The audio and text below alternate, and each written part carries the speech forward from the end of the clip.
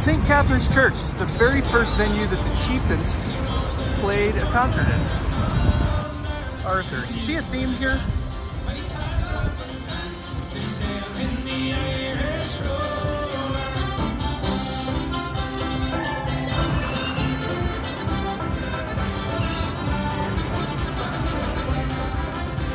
Hello friends, welcome to Dublin, Ireland. I'm here at one of the most iconic breweries on the planet, Guinness, here at St. James Gate.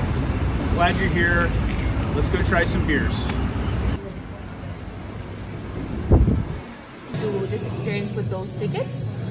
You're going to graduate from it, to learn and get a certificate. And then upstairs in the Gravity Bar, you get a pint of Guinness, a pint of lager or soft drink with those, okay? Cool. Whenever you're ready. Got our tickets. Have to buy them online and reserve a time. Unlike a lot of breweries at Guinness, you have to reserve a time and pay a fee to take the self-guided tour, but at the Gravity Bar at the top, we'll come check that out later. It's free as long as you pay for your first beers ahead of time at the front desk or at the storehouse. Tours of the brewery cost from 16 euro to 350 euro, depending on what you want to get out of it. We chose the Guinness Academy experience, which cost 35 euros. That's about 38 US dollars. Trying to find our way to the beginning. This place is so big. It's massive. Going up. In this room for 8 euro, you can get your face on the top of a Guinness. I might do that. Learn to pour your own pint. That is what we are here for today. I never thought I would go back to school, but today's the day. I am going to enter the academy, the Guinness Academy. Learn how to pour a Guinness properly, friends. A lot of people don't know how to do that, including myself. I think I know how to do it, but I'm gonna learn officially from Guinness how to do that. So I'm excited about this. But first, we're gonna walk around. It's a self-guided tour. Start at the bottom floor, work our way up to here, where we'll graduate from school today. Or I will, and you're gonna watch, hopefully. Okay friends, there is one floor below us with a gift shop. We're gonna wait till last to do that, but right here is where the self-guided tour starts on level 1. So let's get started.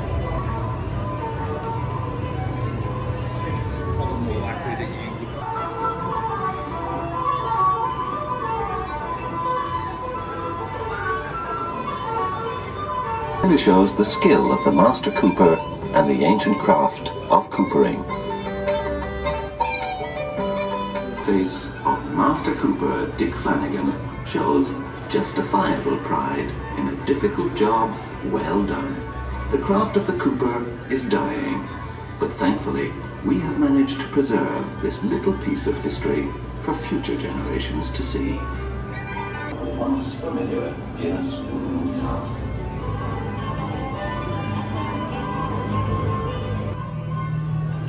Wooden casks were used at Guinness for 200 years. It wasn't until 1946 that metal kegs were introduced to the brewery. It's crazy. Handmade all those things. They had a huge shop, as you probably saw, where the coopers would make all those kegs from scratch. It's awesome.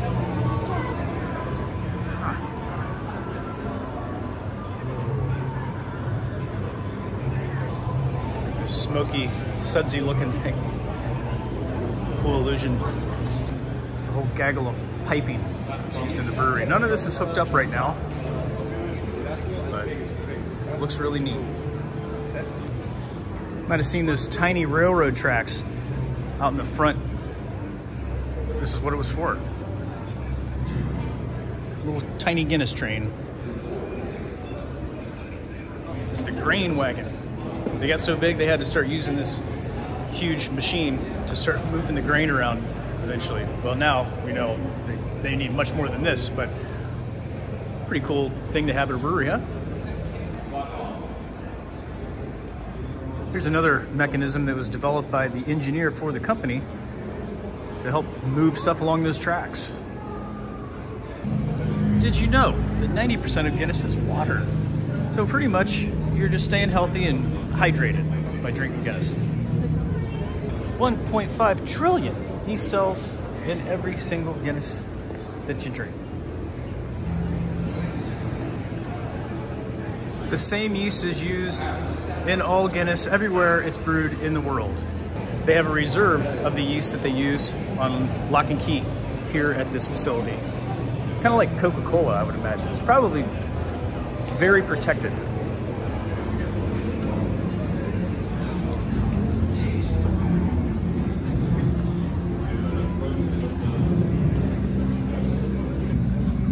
It's one of their original grain mills, 1906. A lot of moving parts on this one. Seemed like a dangerous mill to use.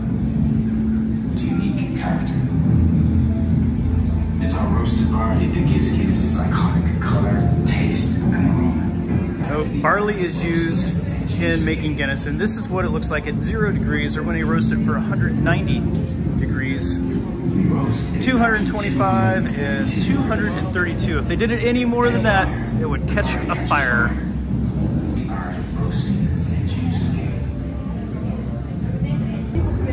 There's a nice display that explains how the fermentation process occurs.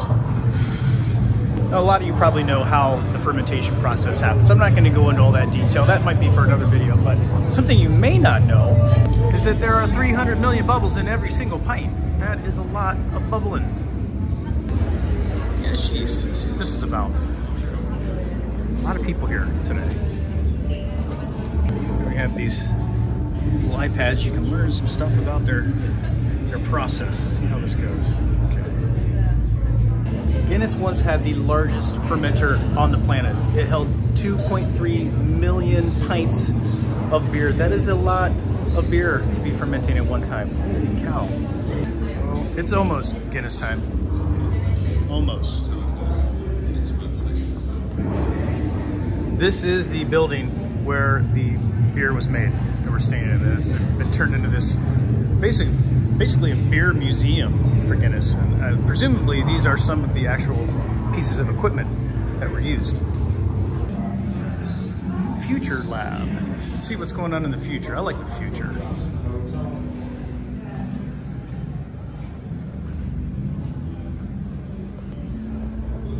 What is this? If you like beers on nitro, on draft, this little device will turn any beer, a Guinness, into a nitro drafted beer. That's a really cool mechanism. I've never seen this before. We are in the future, friends. I have seen this in a couple of bars, and apparently it pours the perfect pint. It's kind of like a Keurig for coffee, except for with beer. You see a little screen right there. Going up to the next floor now. I like seeing all this old piping and brewing equipment sitting around the facility here.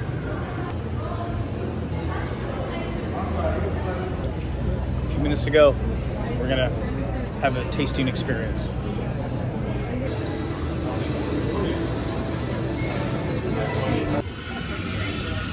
Most of it has to be probably better than the back of the room, and just push it from the front to make space for everybody still entering behind us. Malted barley is responsible for all the subtle sugars that you find in your Guinness. If you go over, give that smell, it gives you a biscuit and a cereal aroma. So right here, we have roasted barley. Here at Guinness, we're the larger brewery in the ingredient section. That's hops. Hops is a natural preservative, so it gives the beer this longer lasting taste and smell. All four of these are found in every something. We all get a little sample size of Guinness while we walk around and smell the different parts of the process for these like vapor things. Pretty interesting.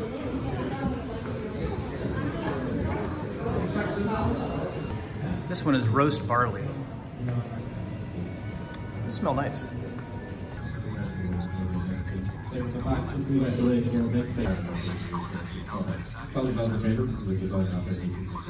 Inhale, shower is mouthful.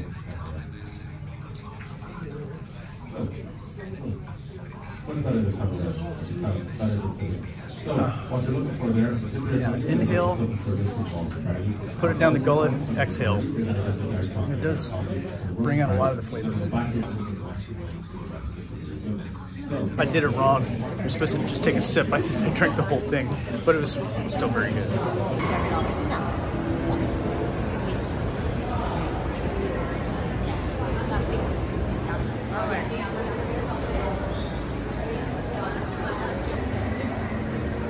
Guinness advertising. The actual Guinness Harbor.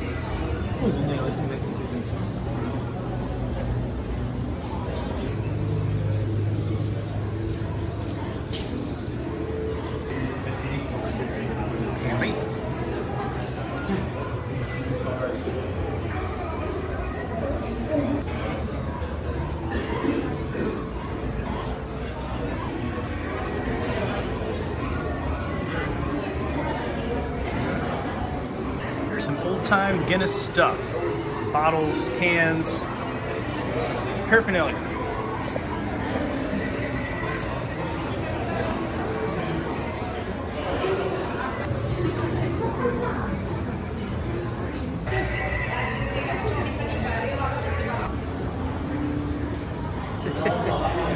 Where's your head? Just a big pipe. This is a replica of a clock that they used to take to festivals. It was much larger than this, but every 15 minutes it would go off and do all this whirly-gigging. It was called the Crazy Clock. You can see how big it was compared to all those people standing at the bottom. Wow, it's huge.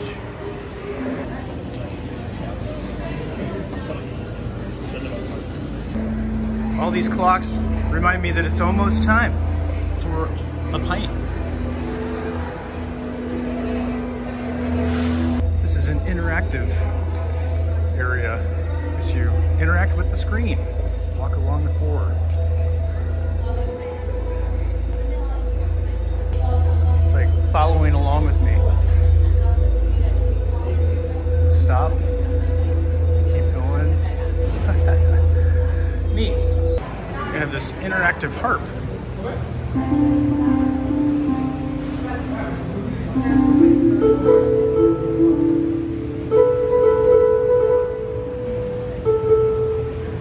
Here at this part of the exhibit, you can pick through some old commercials and watch them right up here on the screens.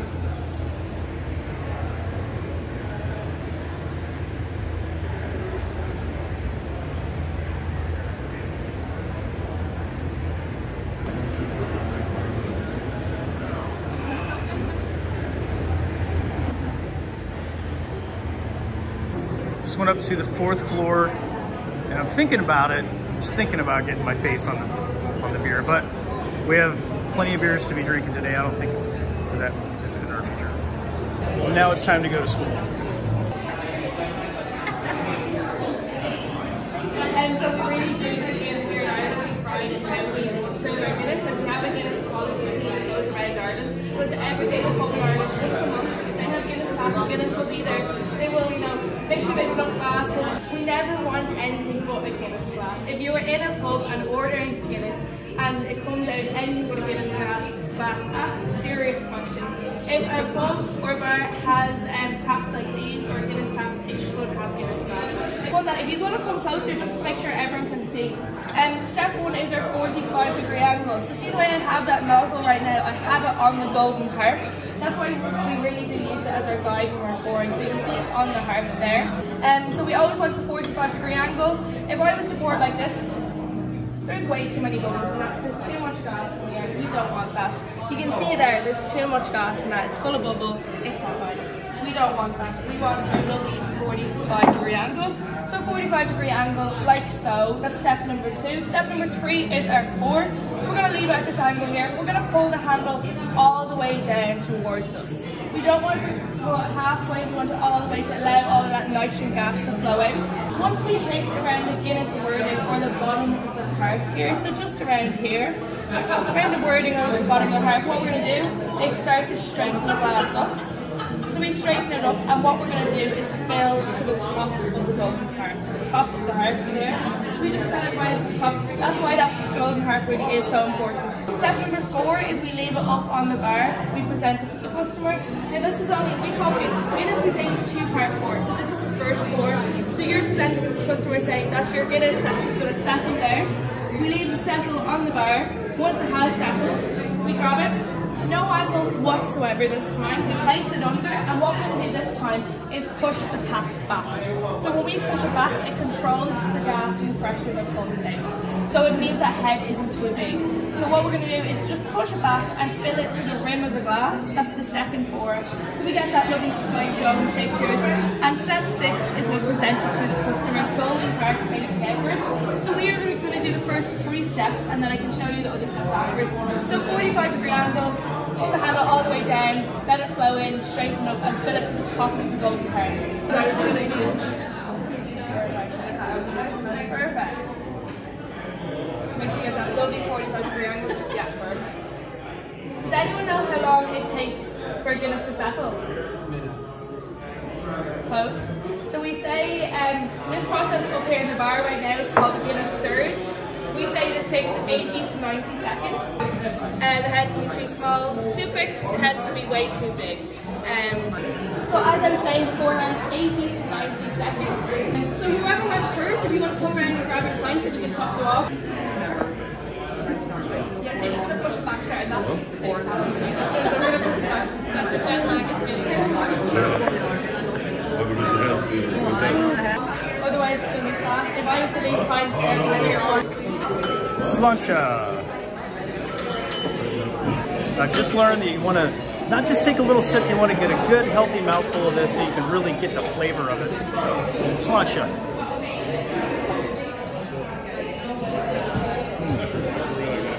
I didn't get a very good mustache on that one though. I gotta work on that. Try it again.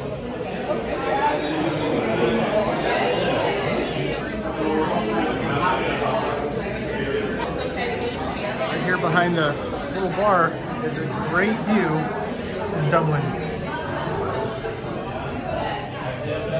and the brewery. This is my new friend Lauren. Thank you for teaching me today. No problem at all. How do you think I did? Absolutely fantastic. He's coming for my job in no time. All right, see? So you would say I graduated. I did yes. Okay. We're going to give you a certificate and all to make it official.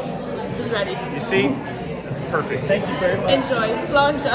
Sláinte. Enjoying this tasting room up here in the Academy room.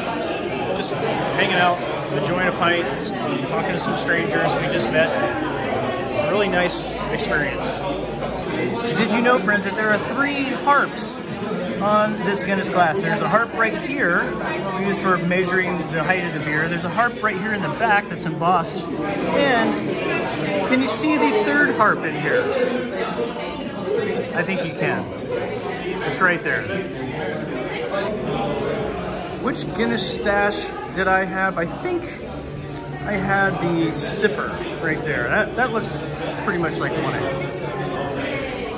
Maybe the handlebar from time to time as well. One more floor. Oh, maybe 2 more floors. Here in this display are some recipe ideas. We have Guinness glazed ham, so curing meats with Guinness. Oh, cured salmon. Ooh, that looks good. These are all dishes that you can get right here in the restaurant on site. What that is. Guinness and lobster. Why not? Guinness and everything, really. Lobster with Guinness is 20 times better, it says. And here is their restaurant. I'm going to show you the menu so you get an idea of what they are offering here. Everything has Guinness.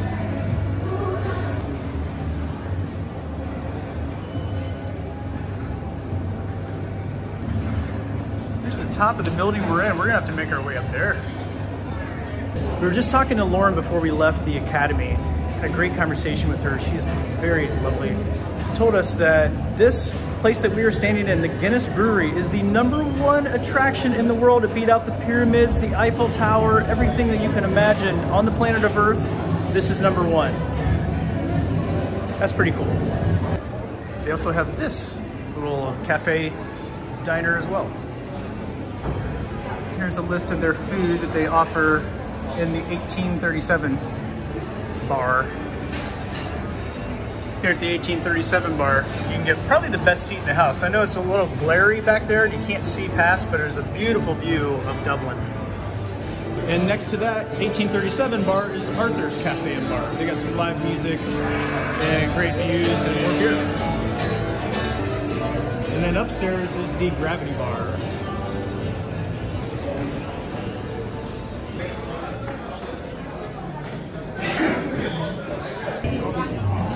There's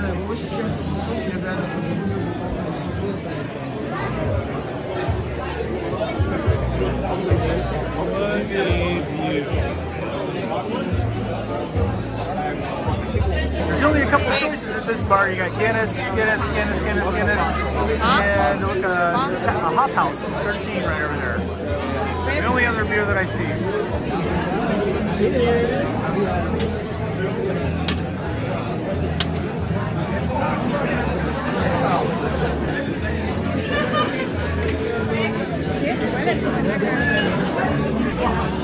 Thank you, sir. There's a whole nother bar on this top floor.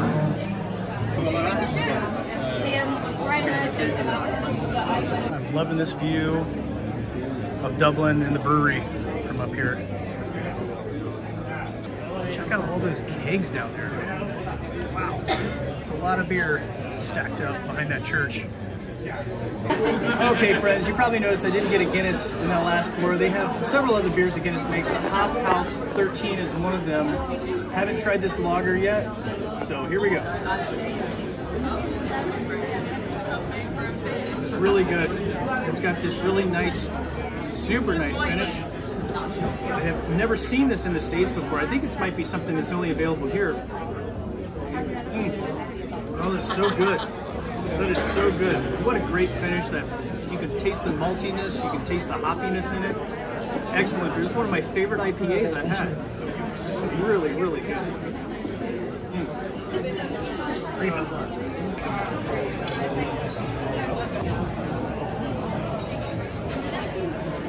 Beautiful view of this city. Around the entire bar are these informational signs that tell you what you're looking at.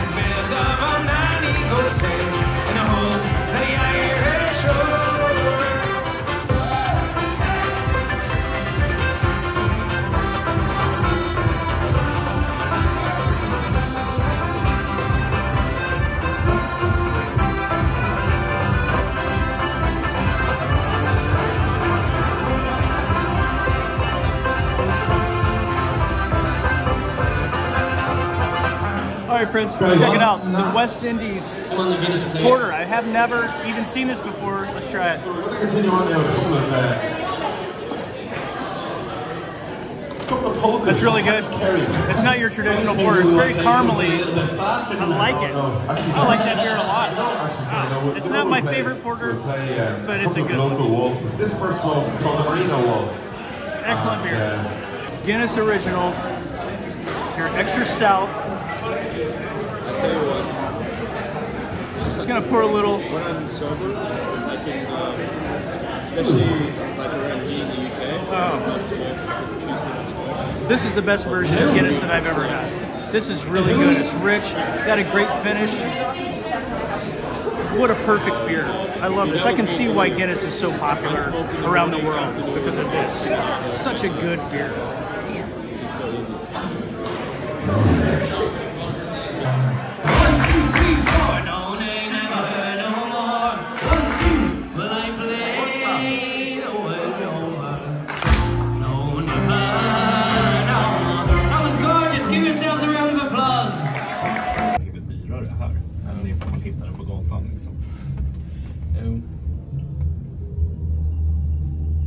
We finally made it to the gift shop.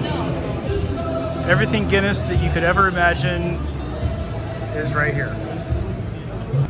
For the price of about 3 pints here in Dublin, you can buy a pint glass. Don't think about stealing one of these pint glasses from your local bar friends, because the karma will get to you. You want to buy one. They have tons of t-shirts and sweatshirts, hats, mugs, coffee capsules, magnets, lots of socks, water bottles or a beer bottle, One of these things you see at bars all the time to keep the beer from flowing all over the bar. Chocolates and beer and all the stuff that you would ever want right here. Coasters included.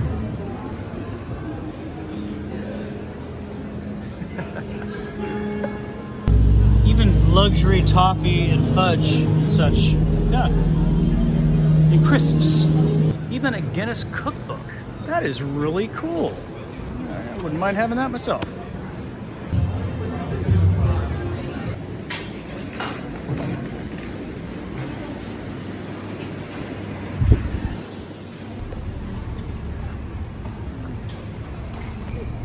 So those tiny train tracks.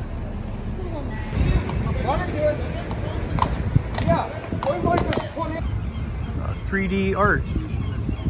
Thanks for joining me today, friends, here at one of the best breweries I have ever been to at St. James Gate, Guinness in Dublin, Ireland. I appreciate your company. I'll see you at the next brewery.